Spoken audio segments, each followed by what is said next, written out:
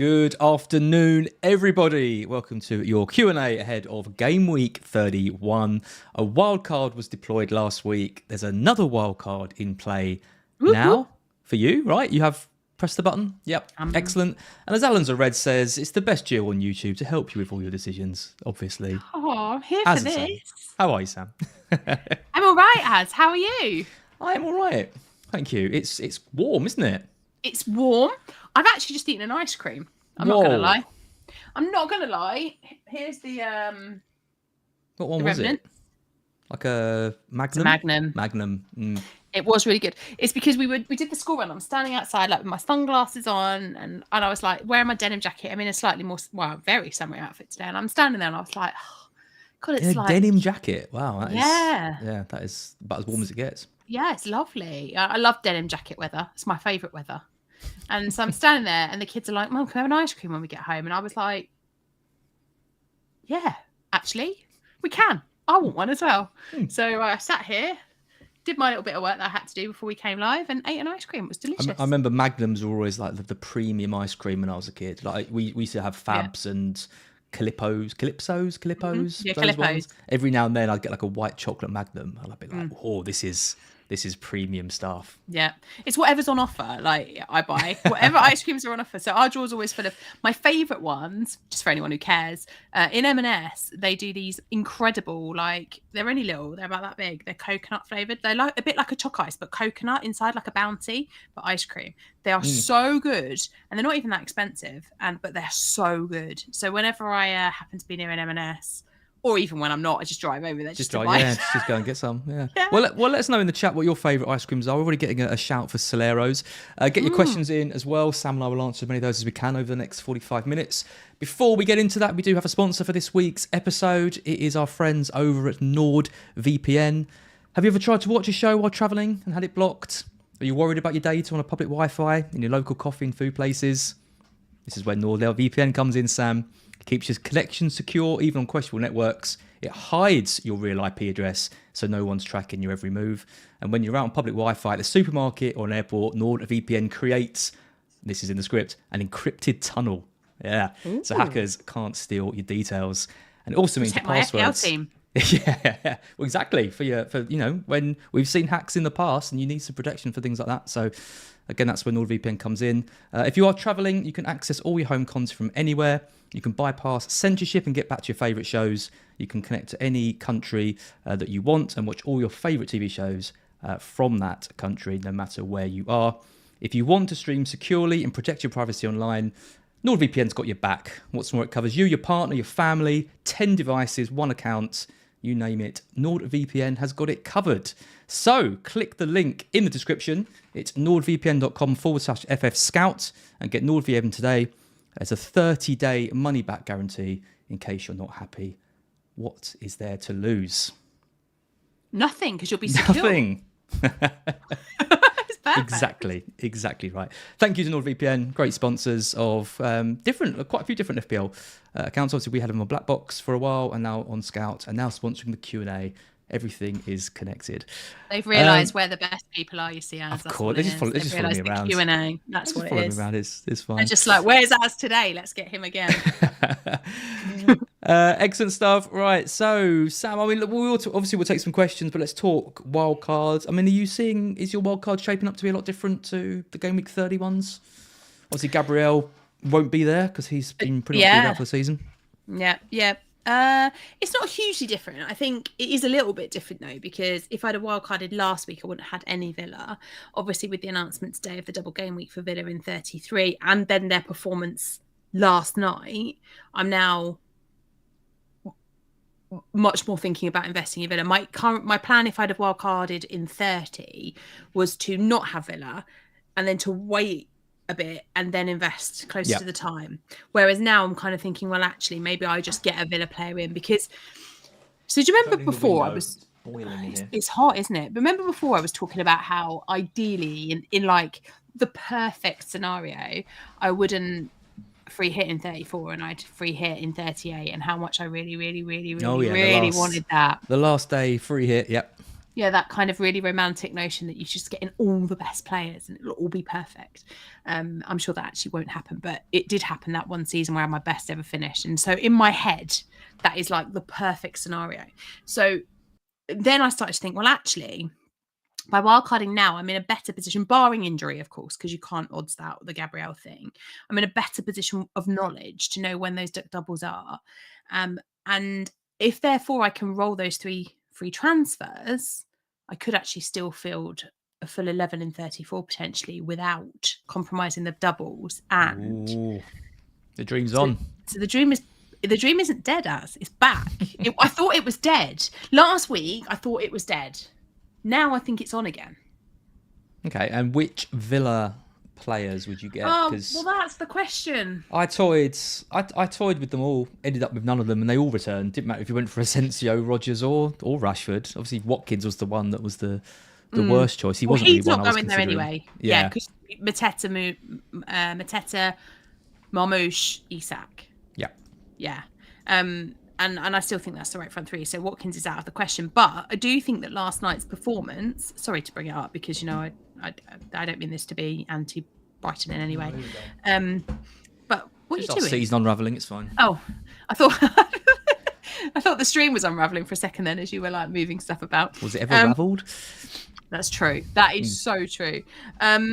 So I was already thinking about bringing Rodgers back in that 5th midfielder slot. I've got I seem to have quite a lot of money with this wild card. I can't quite work out where all this money's come from, but I do seem to have quite a lot. So I'm kind of thinking, well, maybe I get who's talking? Is that your is it your neighbours? There is a child outside, I think. Is it, if it's too... Okay, all right, I'll close the window. No, it's fine. You can keep the window open. I was just thinking, did you have a baby and not tell me? Yeah, it's running around. It's going absolutely mad in the background. What's happened? So I was already thinking about Morgan Rodgers anyway, and now I think I will bring in Morgan Rodgers. Or potentially you can go for Rashford. It's just I feel a bit more... So the only thing that worries me slightly about Rodgers is the 8 yellow cards that he's sitting on currently, and the fact that we're a couple of game weeks away from the double, and what happens if? I don't think you can worry too much about that, right? Well, yeah, but you can't. But you could avoid it altogether by going for Rashford. You could, but I'd say Rodgers. The thing is, I just avoided them all in the end because Warrior starts. I just don't know. I think they're all at risk, right? Yeah. Because they're all going to miss a game. In that period where you want them, with Southampton and the double, there's none of those 3 midfielders that are going to start all 3 games. So you might as well just pick the best one, which I think is probably Rashford. Yeah. At the moment, I think probably yes. It would be Asensio if all were guaranteed the 90. He'd be the one I'd be going for. But I tend to agree with you. Yeah, and I also worry a little bit about like Rashford. Yeah, but he played. Because of Watkins missing, his positioning was different as well in this one, which obviously throws it a little bit. So one of them, but also I think Luca Dean. I think I'm going there as. Oh God. As I think I am. Don't do it. Don't do it to yourself. But I feel like I want an Aston Villa defender, which also feels weird. Because where's this come from? Would you not just, why not just get Conser though? Because I'm a glutton for punishment, as. But Dean, there is no way Dean is going to start all 3. Like, there's 0% chance. But also... I'd be surprised if he started 2 of those games. Yeah, I know. But also then I think, well, there's the attacking threat. And then suddenly do you know what I mean? Like, there's something really attractive about Luca Dean, and I don't know what it is. There's nothing attractive about Luca Dean. There's nothing attractive about him. Honestly, if you listen to one thing I say to you all year, don't. As I've listened to a lot of things you've said to me, and none of them have gone well. Yeah, but I haven't begged you to listen to me. I mean, generational talent springs to mind. He's doing well now in France. Oh, good. I'm happy for him. I still can't believe that we gave him a whole pre-season, didn't have a fit left back, and then sent him on loan to Spain. I don't think I'll ever get over that. I think I'll be on my deathbed, hopefully at the ripe age of 90, and the kids will be like, any regrets, as? And I'll be like, Barco. Barco going on loan. It's not my fault. We'll put it in your obituary. Don't fall for the Dean trap, says Christopher Warburton. I feel myself falling. Madasar says Concert is the safer option. Yes, but safe isn't fun. Pachita says, I understand your love for Pookie and Delap, but Dean's crossing a line. Delap scored last night. He did. Another one. And Strand Larson. I know. Another one of my love affairs. You'd be killing it if you went for Strand Larson when you said you were going to bring him in. Yeah, if only you hadn't told me not to do that. As another time I listened to you and it went badly. Time to get Dean then. Yeah. I don't know. Yeah, I mean the obvious sensible pick is Konza for sure, but I don't know. There's a bit of a pull from Luca Dean right now. I know what you're going to say to this next question. Go on. We talked about it a little while ago. You were very, very bullish about keeping him. Yeah. But is there a question about keeping Salah? No. No. So for me, he's been poor for a couple of games now. His stats aren't great. Liverpool look like they're easing off. So obviously, I live with a Liverpool fan, and he's been saying for a while, to be fair, since the Trent injury, that it will have a massive impact. He said, because the thing is that Trent, as much as we all moan about Trent because he doesn't keep clean sheets and all of this, that and the other, he is quite integral to the way that they play in terms of those crossfield passes, in terms of opening up the game, in terms of the attacking role that Trent has in that team. And we've seen this before in that game when Liverpool played Spurs in the League Cup at the Spurs stadium, when he started Conor Bradley instead of Trent, and they were far less attacking. They struggled to break us down. In fact, they didn't break us down in that game, and they only really looked like they were going to when Trent came on the pitch like 20 minutes before the end. So all of that said, I do think it makes Liverpool less attractive. However, if you're telling me you're going to sell Salah because you're going to use that position for somebody really important and you need the money to do it, then maybe I'd buy into it. But in reality, I can't see why you would need the money from him. And because of that, and because of his ownership, like on a wild card, there's two things that for me are really important.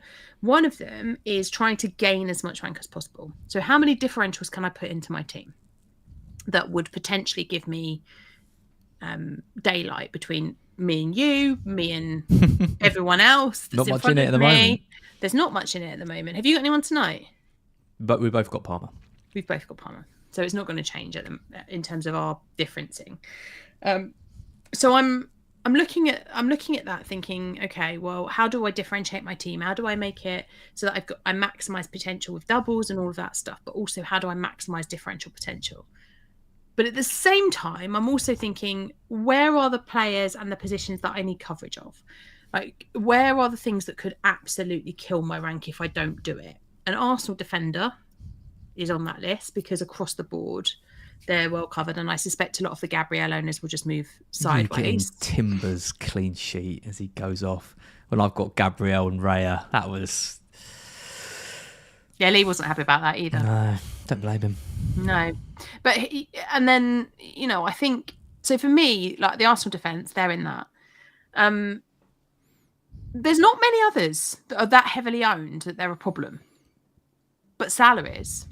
Salah, if I take him out, he's going to tank my rank. The best thing for me to do with Salah, in my opinion, is have him, but not hand him the captain's Well, the flip side of that, though, is that if he does carry on underperforming, he's the highest owned player in the game.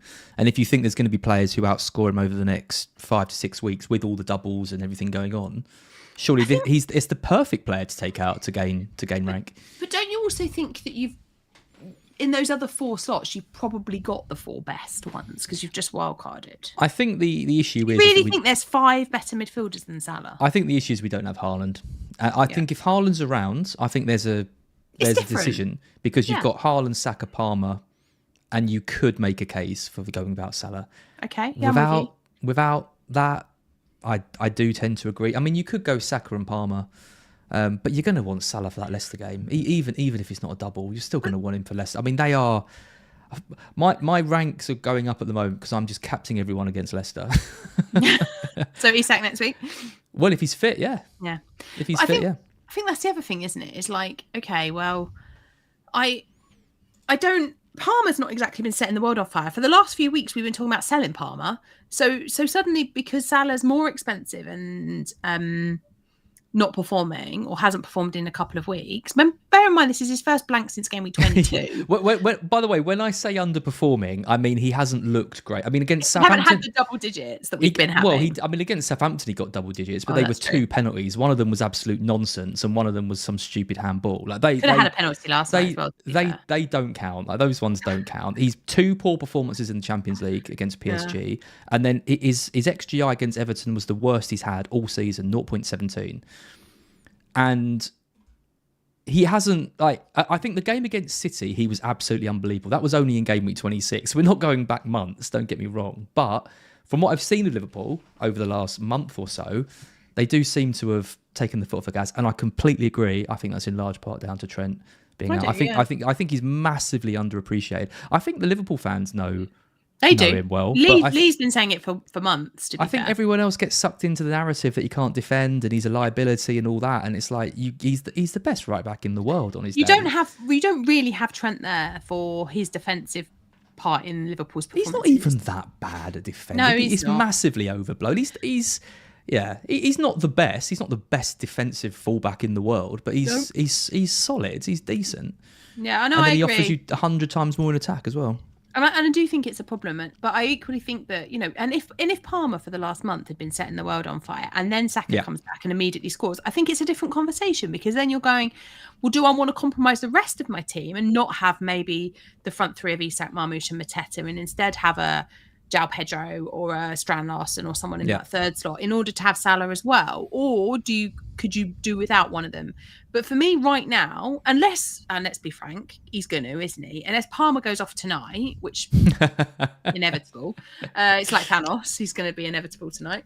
Then maybe it's another different conversation. But also, I think, you're not getting any extra games out of Palmer either.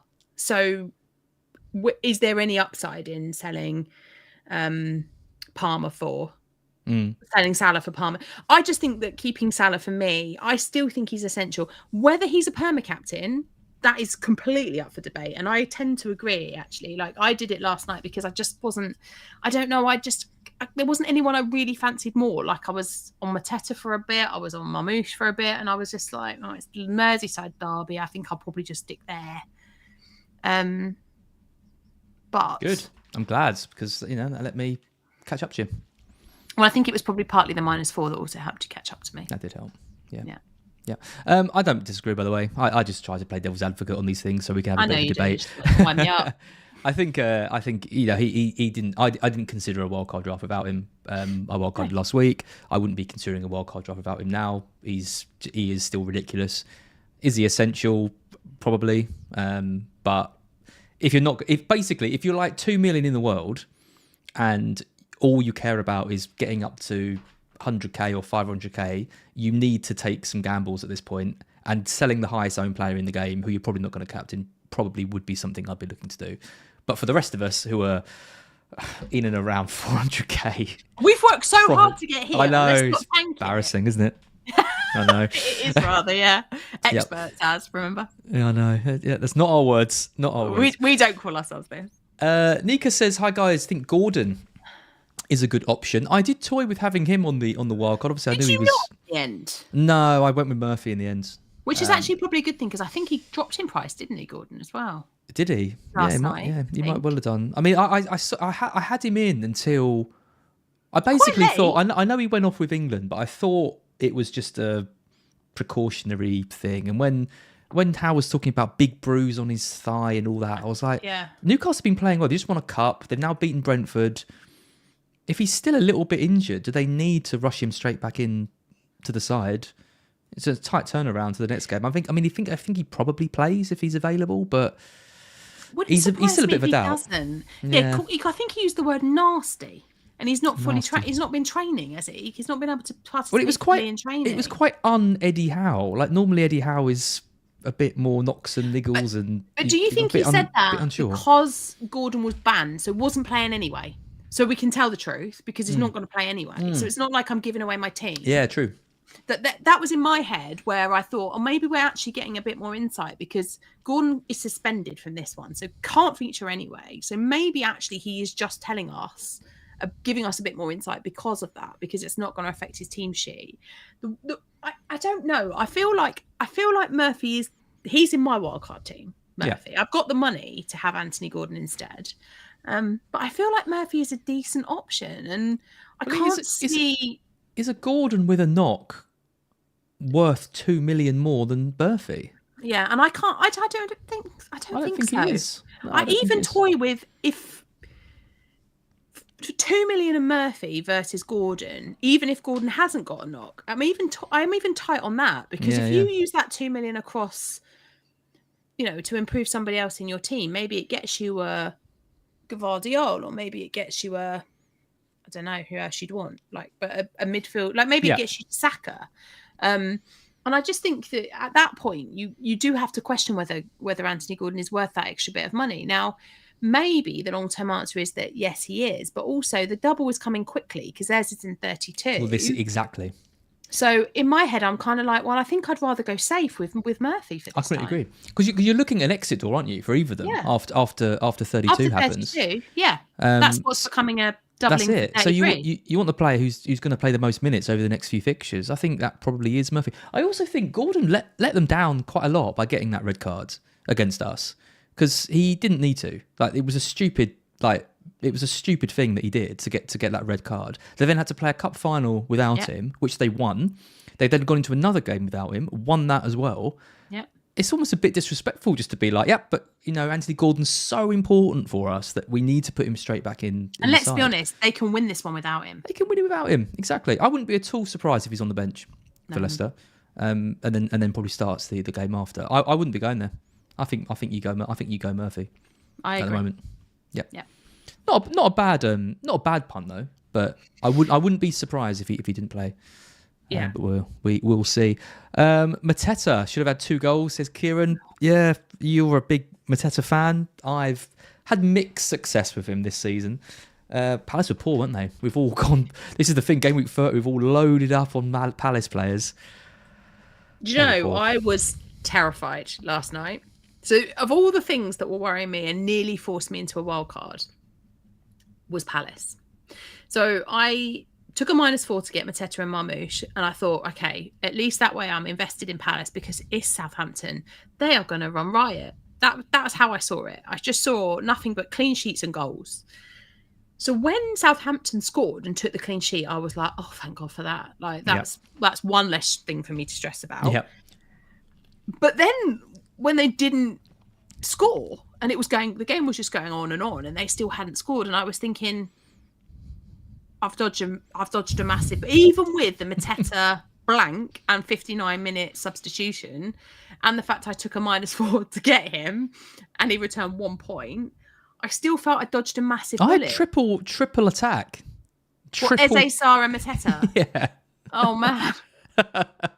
Against Southampton. And even when the goal goes in, it's not any of them. And then the goal goes in, I go, well, surely it's going to be Eze or Sarr who was still on the pitch. No. Franca goal, Lerma assist, wasn't it? It's just, you just look at it and go, what is the point of this game? And then Bournemouth losing to Ipswich as well. That was exactly the words that Lee uttered. He said, I don't understand the point of this game. Why do we play when we do all of this work, we do all of this reading, we know where the good players are, and then Palace decide they've still got some sort of FA Cup hangover, it felt like. They've been the best team in the league over the last 6 weeks in attacking and defence. They're going against one of the worst teams the Premier League's ever had. Yeah. And they're losing until the 90th minute. He's honestly mad. And then Lee was telling me, he was reading me a stat about how Southampton, had they not kept throwing away leads, they'd be 14th in the league and have 24 additional points. Wow. And it was just like, that is ridiculous. And yet the team that they get points against is a team that you would never, I just did not see that result coming. So I'm still, don't get me wrong, bar weird result against Southampton, I'm still getting treble Palace. I think you have to, don't you? Yeah, completely. I mean, the big decision for me was do I go the triple attack, or obviously do I have Munoz in?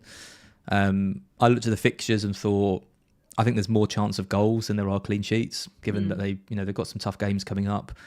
But it's a coin flip, isn't it? I like all four of them. You can have any of them. Yeah. I think Focal or someone went with without Mateta, went Eze, Sarr and Munoz.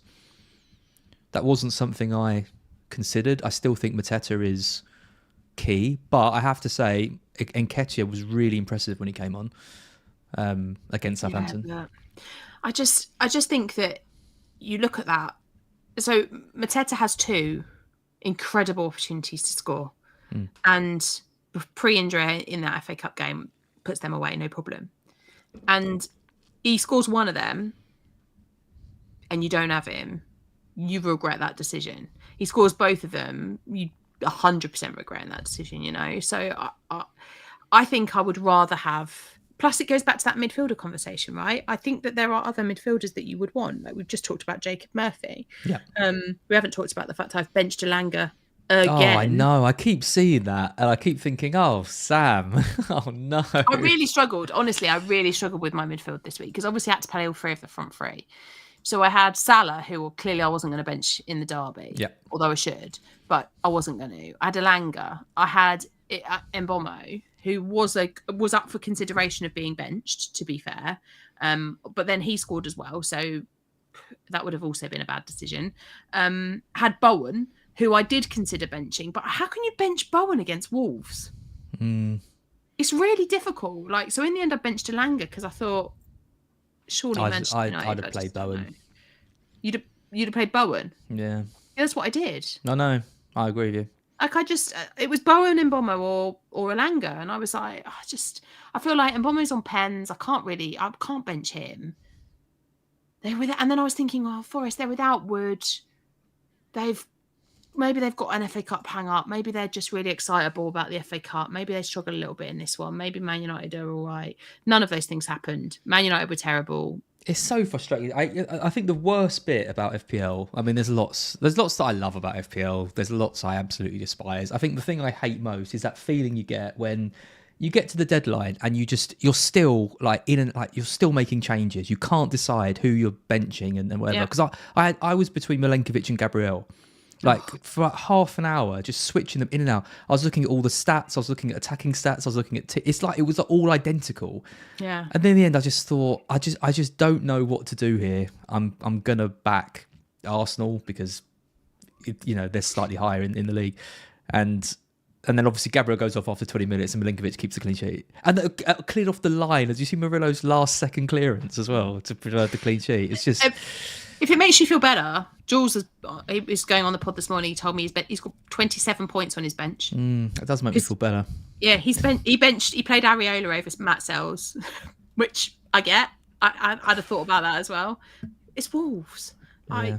He benched Elanga. He's got Luke Dean. He benched him. Oh, no. It's just like I know. But equally, I look at all those decisions. He played Munoz and Saliba and Gvardiol. So I look at the decision to bench Dean and go, yeah. I thought we'd score. I definitely thought we'd score against Villa. Yeah, and I thought you had at one point, apart from the handball. I'm with handball. Yeah, and then his midfield. He's got Murphy, Salah, Sarr, Palmer, and then the front 3 that everyone's got. So Elanga is the obvious benching. He gets 11 points. Maybe the goalkeeper's a bit of an odd one, but everything else you can get it. You can understand why. This is the thing. You can't beat yourself up. I mean, like Mark and I have done the predictions on Black Box since we started 5 years, and we have a consistent 50% success rate in terms of results. So that just shows 50% of the time you have absolutely no idea what's going on. I feel like I don't know what's going on about 90% of the time at the moment, particularly when it comes to Elanga, who I did play him last week, to be fair. I got his points last week. Oh, because I didn't have a choice. Yes, the one time you're forced into it. So that worked out all right, but yeah, it's mad, isn't it, really? We had a nice super chat from Rahesh. Thank you very much. Hi, Sam. You and Az have such good chemistry. Nice. Can we get Az on the FPL Family Ohana podcast or on Sunday live stream as a special guest? What's the Ohana podcast? Ohana is our Patreon podcast that we do for our patrons.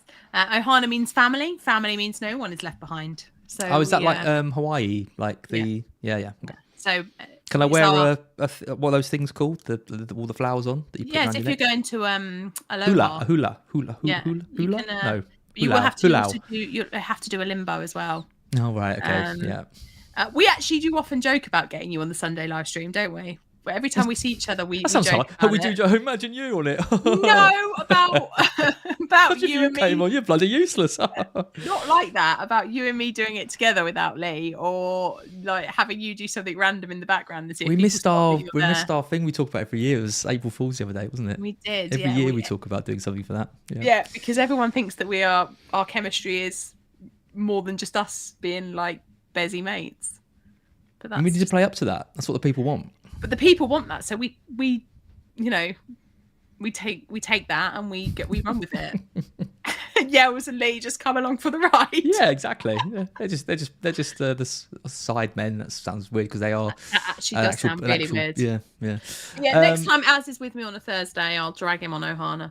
But thank you, Reg. Very nice for you to drop some money to ask if I can go on. But it's not my agent. Please take him. Someone take him. He needs to be doing more stuff. We did say one day we should do a 4-way. Should do something. You and me and Lee and Yells. We should all do something together. Yeah. FPL Some family squared. Yeah. The FPL family overlap. Yeah, nice. China 1000 says keep Elanga on the wild card. You doing that? Yeah, I think so. You are? Oh, I think I am. Just to bench him again. Yeah, just to bench him every week. I think I am. And so, but again, it's a little bit of a conundrum because either I keep him, and that forces me into a, because it helps with my game week 34. I don't want a bench boost thing. So, sorry, I don't want a free hit thing. My child has just texted me, "Mother, may I eat an apple?" It's appeared on my laptop and it just put me off. God, how strict is your household? Where you got to ask permission to eat some fruit? Az, can you imagine me being that strict? Mother, may I eat an apple? No, eat your Mars bar first. Should I tell her no to eat a banana? Yes, you may eat a banana, an apple. So if I want to do the not free hitting in 34 thing, then keeping Elanga actually makes a lot of sense. However, I could use it for a doubling spot. That Elanga slot is the Rodgers, Rashford, Villa slot. It's tough. It is. I wouldn't be picking Elanga personally on a wild card. The other thing is that we also said about Jacob Murphy till 32. Jacob Murphy could then actually become my Rashford. Say Jacob Murphy again. Jacob Murphy. Good. Jacob He appears now. You've said his name 3 times. He's behind you. Hi, Jacob. Yeah, he could actually. His slot could be. I mean, I'm on all sorts of dilemmas with Elanga. That's my one dilemma slot, really. I just think if you're between that with Villa, surely you've got Southampton and the double. I just think you pick one of the Villa ones, don't you? I don't know. You're going to have to bench him, though. That's the problem, because Elanga's my bench slot. Yeah, but that's gone well for you, is it? If I put Morgan Rodgers in there, let's be like for a minute. Let's look at game week. Let's be real. Let's be real. Let's not joke anymore. Let's be really serious for a second. Jacob Murphy. If we next week, hang on. When do I want to play this Villa person? Is it next week or is it in 30? When have they got Southampton? Is it this week or next? Week after. This week they've got City. Oh yeah, so he can be benched this week. Next week, what? No, this week they've got United. United have got City. Oh yeah, who've Villa got? I don't know. I don't know. Hang on, let me look it up. Villa have got Forest. Oh yeah. So okay, yeah. So this week probably can bench my Forest person. My Villa person. In the same way, like I'm looking at flipping Elanga, who tells me he's playing Villa. So I could. That's fine. Next week, 32. When I've got the doubles, obviously can't bench Jacob Murphy. Can't bench Eze or Sarr, depending upon which one it is. I'm clearly not going to bench Saka. When are you bench boosting? 33. Right. All the doublers then. So he's going to be on the bench. How can I bench a player against Southampton? You can't. So what am I supposed to do? I don't have an answer to that. I don't have an answer either. I can't bench Salah. He's got West Ham. Well, maybe you keep the money then, and then you get the Villa player after 32, and you do Jacob Murphy to Rashford instead. Because so the other thing about waiting, and this is why I'm thinking about keeping Elanga as well, partly, is that if I wait and instead of doing Elanga, I do Jacob Murphy. Why am I calling him by his full name? Instead of doing Elanga, I do Murphy. Who? Then I know who is he. Then I don't have any issues with benching. It's fine. I can bench Elanga for the next 2 weeks. Everyone else should play Elanga for the next 2 weeks, by the way, because inevitable that he gets absolute hatfuls. Also doesn't put me in a predicament for game week 34. Still leaves that door open for playing through. And in 33, when I do want to use my bench boost, then I have the opportunity to move around who it is that I sell and bring in. And Villa will have also played their Champions League ties, and so we'll know where the focus is for them. If they beat PSG and they're staying in the Champions League, then maybe it affects how I am and who I invest in. Plus, also, I'll know if Morgan Rogers has been booked anymore. I kind of feel like waiting on Villa is the right thing to do. Yeah. That was a really long answer to say that, but you get my point. No, I do agree. I also think that was probably going to make a huge amount of difference because they are still going to have that cup game. They're still going to have those Champions League games.